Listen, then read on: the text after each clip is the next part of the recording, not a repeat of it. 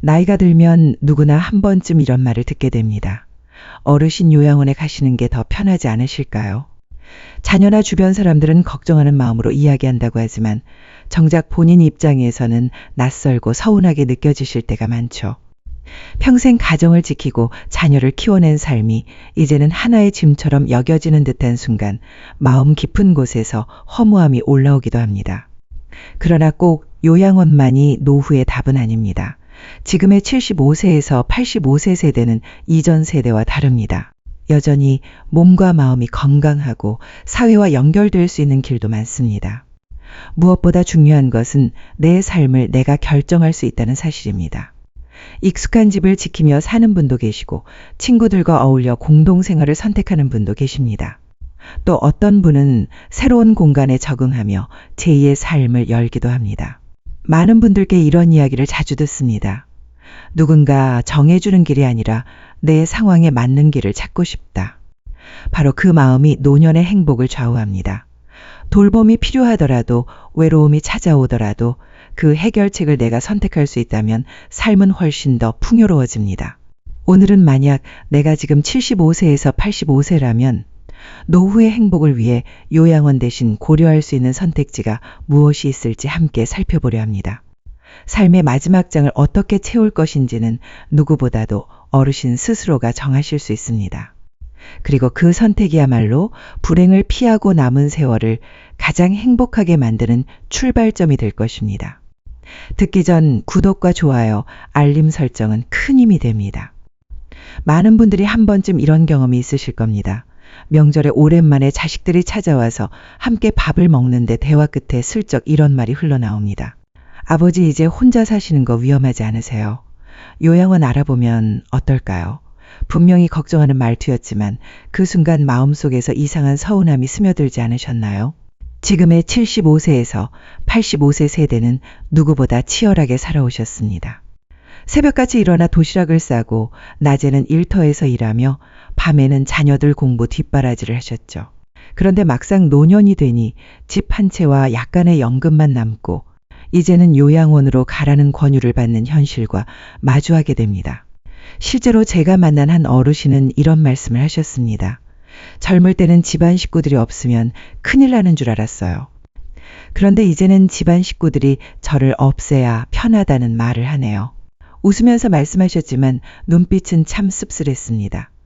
통계도 상황을 뒷받침합니다. 현재 65세 이상 노인의 5분 중 1분은 혼자 사십니다. OECD 국가 중 가장 높은 노인 빈곤율도 우리나라가 차지하고 있죠. 숫자는 차갑지만 그 속에 담긴 이야기는 다정한 부모, 성실한 가장, 든든한 아내, 남편이었던 나의 삶입니다. 그리고 지금은 하루하루를 어떻게 지낼지 고민하는 현재의 나이기도 하죠. 그렇다고 이 나이에 아무것도 할 수 없는 건 아닙니다. 오히려 요즘 70대, 80대는 예전 같으면 상상할 수 없을 만큼 활발합니다. 등산 동호회에서 새벽 산행을 하시고 친구들과 해외여행을 가는 분도 계십니다. 어떤 분은 스마트폰으로 손주와 영상통화를 하면서 온라인 강좌까지 듣습니다. 몸과 정신은 여전히 사회생활을 할 수 있을 정도인데 사회에서는 노인이라는 이름으로만 묶어두려는 것이 문제일 뿐이죠.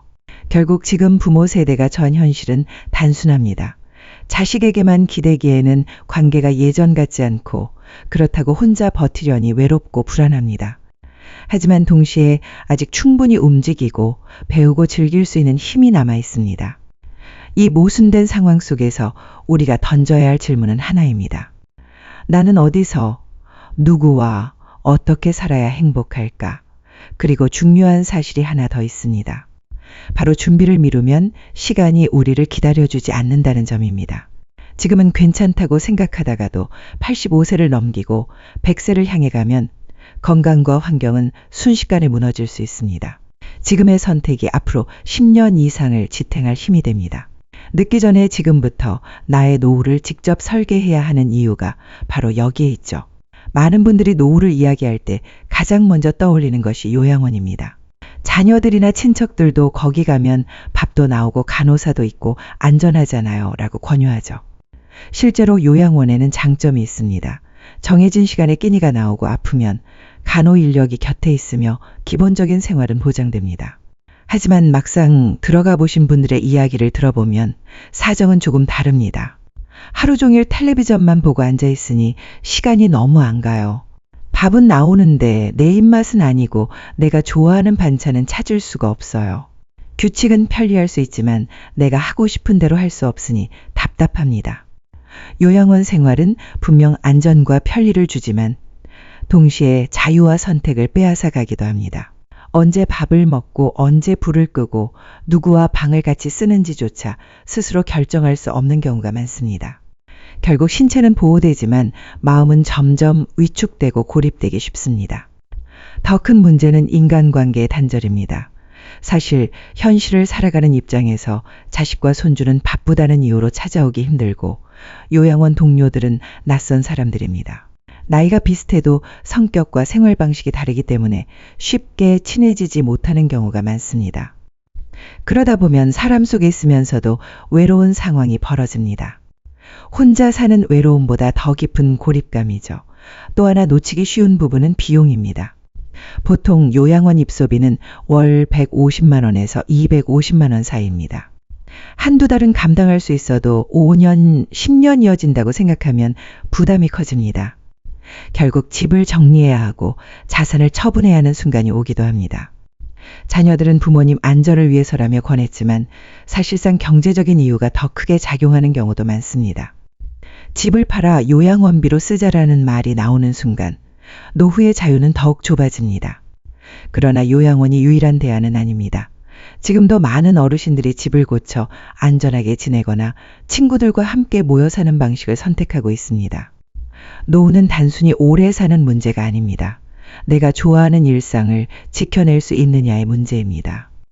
요양원은 분명 필요할 때가 있습니다. 하지만 그것이 꼭 정답이 될 수는 없습니다. 미리 다른 선택지를 준비하지 않으면 결국 원치 않는 길로 떠밀리게 되는 것이죠. 요양원의 현실을 살펴보니 분명 장점도 있지만 그만큼 잃는 것도 많다는 사실을 아셨을 겁니다. 그렇다면 질문은 분명해집니다. 요양원이 아니면 어디서 어떻게 살아야 할까? 사실 답은 멀리 있지 않습니다. 이미 우리 주변에는 다양한 대안들이 조금씩 자리 잡고 있습니다. 문제는 아직 많은 분들이 그 가능성을 잘 알지 못한다는 것이죠. 이제부터는 요양원 대신 선택할 수 있는 노후주거 방식을 살펴보겠습니다. 어떤 방식이 나에게 맞는지, 어떤 삶이 가장 나를 행복하게 할 수 있을지 함께 생각해 보시죠. 가장 기본적이고 도 익숙한 방법은 지금 살고 있는 집을 지키면서 필요한 지원을 받는 것입니다. 집을 떠나지 않고 익숙한 동네와 생활 환경 속에서 계속 살아가는 방식입니다. 많은 어르신들이 이렇게 말씀하십니다. 내가 40년 넘게 살아온 집인데 어떻게 하루아침에 떠납니까? 이 집에는 내 손때에 묻은 물건들이 있고 함께한 기억들이 다 담겨 있어요. 사실상 가장 안정적이고 편안한 선택은 바로 내 집에서 노후를 보내는 것입니다. 문제는 안전과 돌봄이죠. 혼자 사는데 갑자기 아프거나 넘어지면 큰일 아니냐는 걱정이 따릅니다. 그런데 요즘은 이 부분을 해결할 서비스들이 점점 늘어나고 있습니다. 예를 들어 응급호출기가 있습니다. 작은 목걸이나 손목시계처럼 착용하면 버튼 하나로 구조대가 바로 출동합니다. 방문 간병 서비스를 이용하는 것도 좋죠. 필요한 요일에 간병인이 집으로 와서 혈압을 재주고 집안일을 도와주기도 합니다. 특히 안부 확인 서비스는 정말 필요합니다. 일정 시간 동안 움직임이 없으면 자동으로 가족이나 센터에 알림이 가는 시스템인데요. 이런 제도를 잘 활용하면 자택 생활이 훨씬 안전해집니다. 실제로 어떤 85세 어르신은 혼자 사시면서 주 3회 방문 돌봄 서비스를 받고 계신데 이렇게 말씀하셨습니다. 예전에는 혼자 있다가 쓰러지면 어쩌나 걱정이 많았어요. 그런데 지금은 정기적으로 와주는 소중한 분이 있으니 마음이 한결로입니다. 내 집에서 내가 하고 싶은 대로 살 수 있으니 이게 최고예요. 또 한 가지 장점은 비용 부담이 비교적 적다는 점입니다. 집을 유지하는 비용 외에는 필요한 만큼만 돌봄 서비스를 쓰면 되니까 요양원처럼 매달 200만 원씩 고정 지출이 나가는 구조가 아닙니다. 특히 기초연금이나 국민연금이 있다면 충분히 감당할 수 있는 수준이죠. 물론 단점도 있습니다. 외로움은 스스로 관리해야 하고 생활 환경이 너무 낡았다면 안전사고 위험이 있으니 집을 고쳐야 할 수도 있습니다. 그래서 요즘은 지자체에서 노인주택 보수 지원을 해주기도 합니다. 화장실 미끄럼 방지, 손잡이 설치, 문턱 없애기 같은 간단한 보수만 해도 큰 도움이 됩니다. 결국 이 방식은 나는 내 집에서 살고 싶다는 분들께 가장 현실적인 대안입니다. 익숙한 이웃과 정든 공간에서 필요한 만큼의 도움을 받아가며 살아가는 것이 것이야말로 가장 자연스럽고 많은 어르신들이 선호하는 길입니다. 혼자 사는 것이 외롭고 요양원 생활은 답답하다면 그 중간 지점에 있는 방법이 있습니다. 바로 실버 공동주택입니다. 쉽게 말하면 또래 어르신들이 모여 각자의 독립 공간을 가지고 살면서 필요한 순간에는 서로를 도우며 지내는 방식입니다. 내 방은 내 마음대로 쓰고 거실과 식당은 같이 쓰는 구조라고 하면 이해가 쉬울 겁니다. 밥은 함께 먹을 수도 있고 각자 먹을 수도 있습니다. 건강이 괜찮은 분은 요리를 하거나 청소를 도우면서 기여하고 몸이 불편한 분은 대신 다른 도움을 받기도 하죠. 이 방식의 가장 큰 장점은 사람 냄새가 난다는 겁니다. 하루 종일 집안에만 있으면 전화벨 울리는 소리조차 반가울 때가 있습니다. 그런데 공동주택에서는 아침에 문을 열면 옆집 어르신이 마주 인사하고 저녁에는 같이 TV를 보거나 차를 마시며 수다를 떨 수 있습니다. 큰 병은 막아주지 못하더라도 마음의 병인 외로움을 크게 덜어줍니다. 또 하나 재미있는 점은 새로운 관계의 탄생입니다. 친구도 생기고 때로는 제2의 가족 같은 정이 쌓이기도 합니다.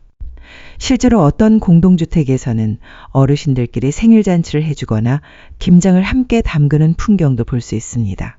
혼자 살았다면 불가능했을 따뜻한 순간들이죠.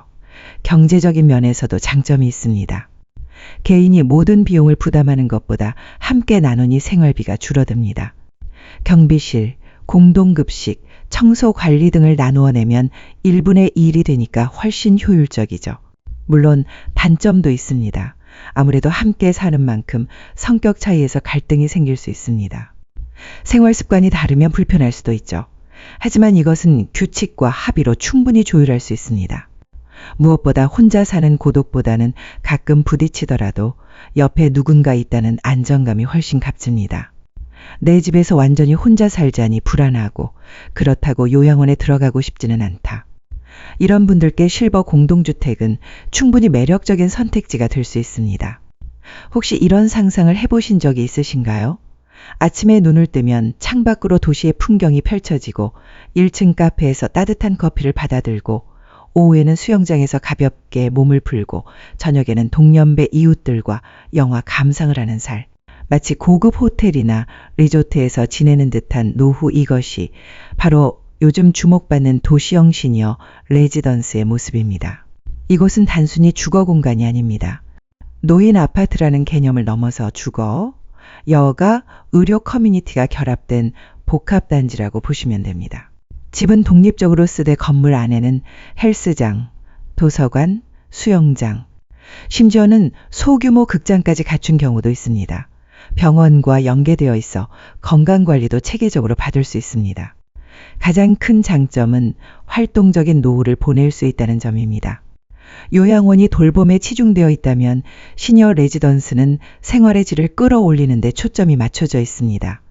나이 들어도 여전히 활발하게 배우고 즐기고 싶은 분들께 안성맞춤이죠. 어떤 분은 이렇게 표현하시더군요. 여기서는 늙었다는 생각이 안 들어요. 그냥 또래 친구들과 함께 살아가는 새로운 동네일 뿐이에요. 또한 도시 한복판에 위치하기 때문에 자녀, 손주와의 접근성도 뛰어납니다. 외곽 요양원에 들어가면 가족들이 찾아오기 힘든 경우가 많지만 시니어 레지던스는 대중교통이 편리해 가족과의 만남이 훨씬 잦습니다. 덕분에 혼자 살지만 가족과 가까운 거리에서 지내는 균형 잡힌 생활이 가능합니다. 물론 단점도 있습니다.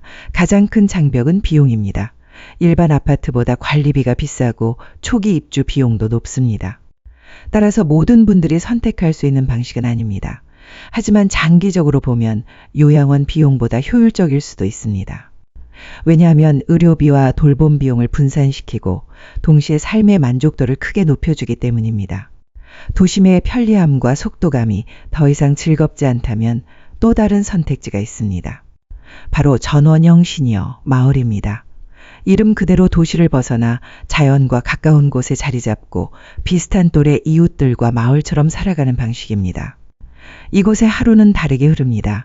새벽이면 닭이 우는 소리에 눈을 뜨고 마당에 나가 텃밭의 채소를 돌보며 하루를 시작합니다. 아침 산책길에는 시냇물 소리가 들리고 이웃이 길가에서 손을 흔듭니다.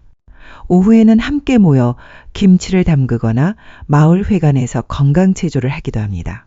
이런 일상이 쌓이면 어느새 노년의 삶이 한 폭의 풍경화처럼 바뀌어갑니다. 전원형 시니어 마을의 가장 큰 장점은 몸과 마음이 동시에 건강해진다는 점입니다. 깨끗한 공기와 자연 속 활동은 면역력을 높이고 잡다한 도시 스트레스에서 벗어나 마음의 평안을 얻을 수 있습니다. 여기 오고 나서 혈압약을 줄였다는 분도 계실 정도입니다. 또 하나 중요한 요소는 공동체입니다. 전원에 혼자 살면 외로움이 커질 수 있지만 마을 단위로 꾸려진 시니어 주거는 다릅니다. 옆집 어르신과 서로 반찬을 나누고 아프면 순번을 정해 병원에 같이 가주며 필요할 때는 서로 텃밭 농작물을 나누기도 합니다. 옛날 농촌의 정이 그대로 살아나는 셈이죠. 경제적인 면에서도 매력이 있습니다. 도심 레지던스에 비해 초기 비용이 적고 생활비도 상대적으로 낮습니다. 텃밭에서 나는 채소나 마을 공동구매를 통해 생활비를 절약할 수 있으니 연금 수준에 맞춰 알뜰하게 살 수 있습니다. 물론 단점도 있습니다. 도심에 비해 병원, 문화시설, 교통 접근성이 떨어진다는 점인데요. 그래서 최근에는 의료문화시설과 연계된 전원 시니어타운이 등장하고 있습니다.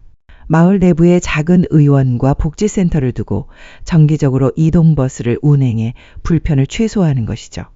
만약 나는 도시의 소음보다 새소리가 좋다, 노후에는 자연과 함께 여유롭게 살고 싶다는 마음이 있으시다면 전원형 시니어 마을은 더할 나위 없이 매력적인 선택지가 될 수 있습니다.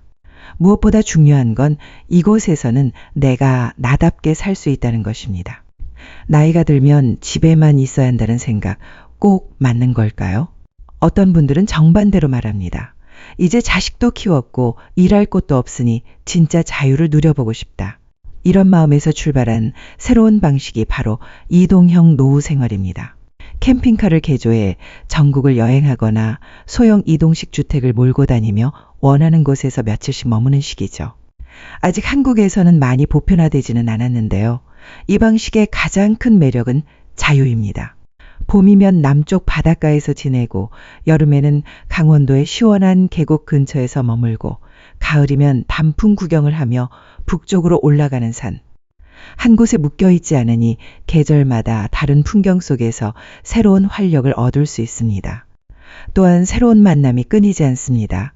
캠핑장 여행지 작은 마을을 오가다 보면 또래 여행자나 지역 주민들과 쉽게 어울리게 됩니다. 오늘은 전주에서 만난 친구랑 막걸리를 나눴다. 부산에서 알게 된 부부랑 다음 달에 다시 만나기로 했다. 와 같은 경험들이 쌓이면 노후가 오히려 모험과 설렘으로 가득 차게 됩니다. 경제적인 면도 생각보다 합리적입니다. 고정 주거비가 없고 연금으로도 충분히 유지할 수 있는 경우가 많습니다.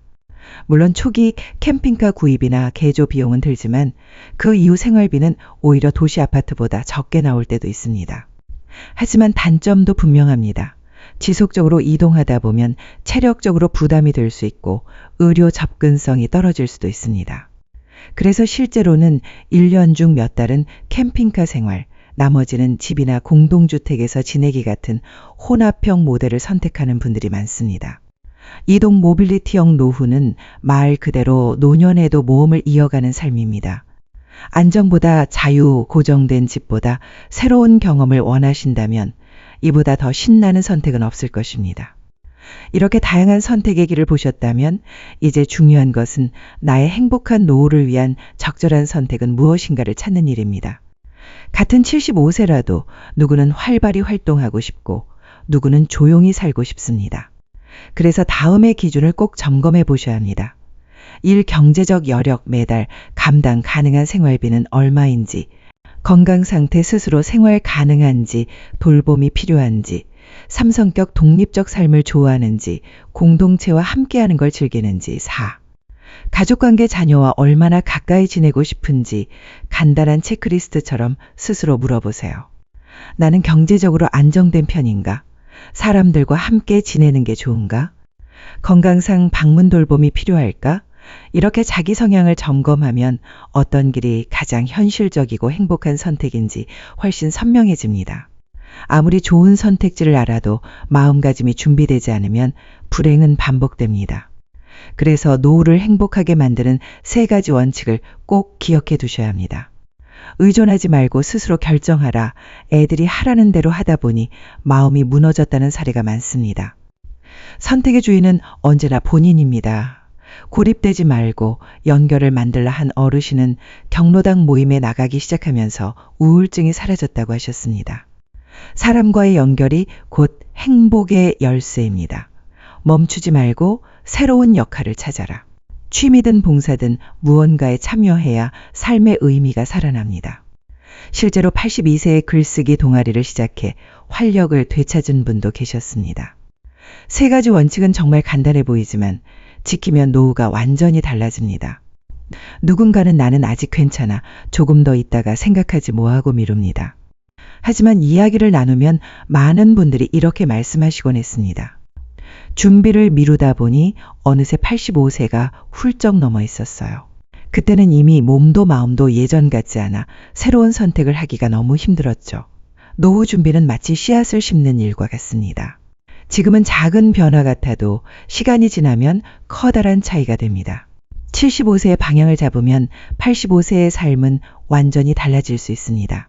반대로 아무런 선택도 하지 않고 흘러가는 대로 살면 어느 순간 불행한 노후라는 벽 앞에 서게 될 수도 있습니다.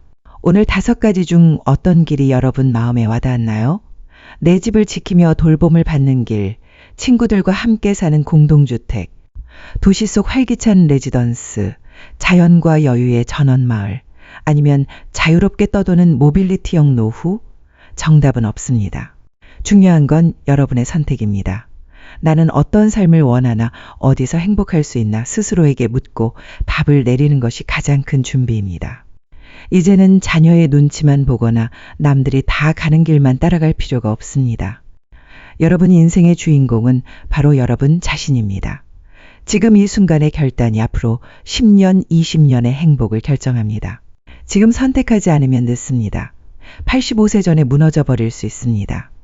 하지만 지금 용기 내어 한 걸음 내딛는다면 그 순간부터 인생의 새로운 장이 열립니다. 항상 여러분의 행복한 노후를 응원합니다. 이상으로 인생의 지혜였습니다.